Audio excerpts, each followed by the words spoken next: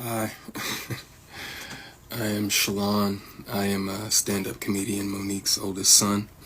What's up, everybody? Welcome back to another episode. Please do support us by dropping a comment, liking, and subscribing. So Monique appeared on Shannon Sharpe's Club Shay podcast a few days ago, and her comments on the show have left her in trouble. Her eldest son has now criticized her for adding a false narrative regarding their relationship. Monique was questioned about her relationship with her son, then she replied that it would heal in time. Her son went live on TikTok, the video went viral, so after introducing himself as a comedian, he said he wouldn't get emotional and wanted to talk like he was reading a script. He stated that he would not waste time waiting for his mother anymore, and that being Monique was more important to her instead of fulfilling her responsibilities as a mother. So that we're all on the same page, let's listen to Monique's son. And please support us by liking the video, dropping a comment, and subscribing. Thank you.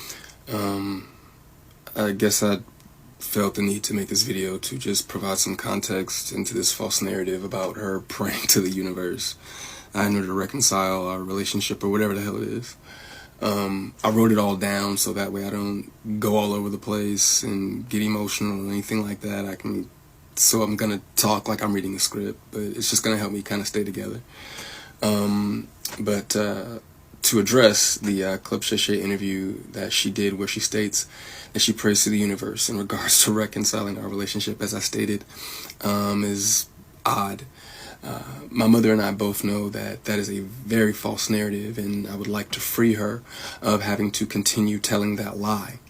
Faith without work is dead, and neither one of us cares to put forth any effort to reconcile with the other. We are separate, as she put it, because she doesn't care to be my mother any more than I care to be her son. Neither one of us has had the desire to reach out to the other in a very long time, and I don't think that either of us anticipates that feeling ever returning. Speaking with my mother directly, in my experience, will either lead to some odd newfound moment of clarity in regards to how she was as my mother, or she retreats back to daddy to move forward with a conversation. And I'm tired of hearing my mother's truths. Newsflash, I'm not sure if people know, but standing in your truth doesn't make you noble. I'm not sure if people are aware of that. But responding this way, I feel as though it allows me to say my piece uninterrupted. To those wondering, well, why say something now? Call it a form of therapy for me, I suppose. But when her daddy had intentionally stated that they have 3 sons, but his wife is on the internet talking about the 4th son in a video that has millions of views, that rubbed me the wrong way. But anyway, to inform a child that you are not interested in being a mother at a time when that kid is the only kid, that has the potential to lead a child to believe that you are not interested in them specifically. But to take it a step further, you also admit, my mother had also admitted to me that she didn't do the best job that she could do, which would also make one begin to question, all of your past decisions and prior emotional interactions. But to be completely honest and fair, those were things that I was willing to get over. Nobody's perfect, we're all human.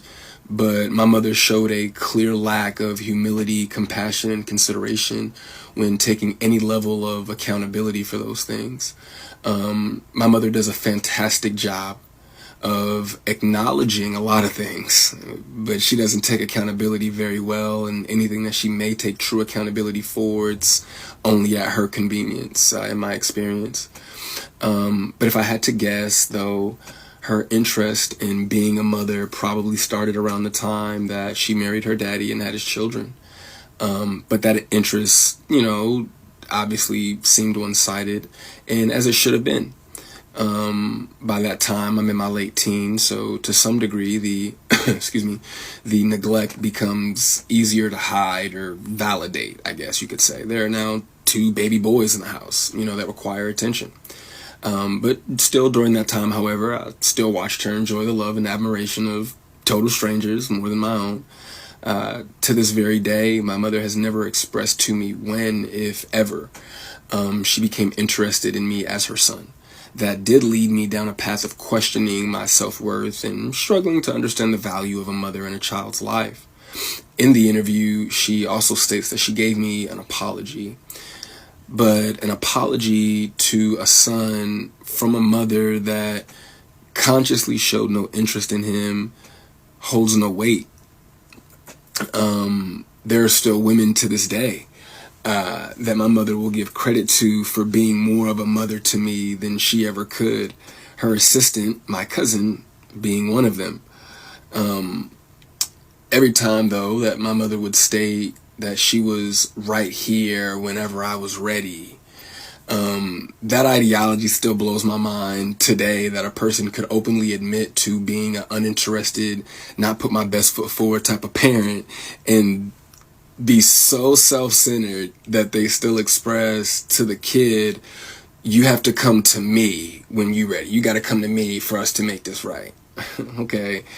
But I'm not sure what my mother could possibly think that she has shown me in the past or have for me now that's not money, goodness gracious, that would make me want to come to her or whatever those feelings are supposed to be. A mother is supposed to be the first woman that a boy falls in love with. I loved my mother very much, but my mother loved things more than she loved me, and she would validate her love for me by giving me things and would proceed to call me ungrateful or inconsiderate if said things did not have the desired effect. I couldn't imagine what it's like to be her, though, to ask God for what you want, and then he gives you what you need, though, only for you to ignore it and have the audacity to ask God for something else. And I'm glad I don't. I'm glad I didn't do that. And when he told you no, you went to the universe instead. By no means, though, do I want to give off any type of an impression that I am a victim of anything. That is not the case. As you can see, I'm smiling from ear to ear. I'm alive. I'm happy. I'm a dad. I'm healthy, I think. I drink a lot of water. I'm getting over a cold now. I still have my days just like everybody else. And, there were a few things that she did teach me along the way. I did learn how not to love from my mother. I also learned to make sure that I never lose so much of who I am that I have to validate it through another person. And though I feel as though, in hindsight, I think she did it reluctantly, I do appreciate my mother, for showing me what the top of the mountain looks like. You know what I'm saying? It did give me perspective on what hard work and dedication can get you, but I don't want something like that at the cost of giving up something that I created. I don't want it that bad. And speaking of creations, I genuinely, truly, I really did want my mother to have a relationship with my daughter. I even fought through those intrusive thoughts that were, if she wasn't interested in you, what makes you think she's going to be interested in your kid? But it took my mother no time at all to prove that those intrusive thoughts were correct.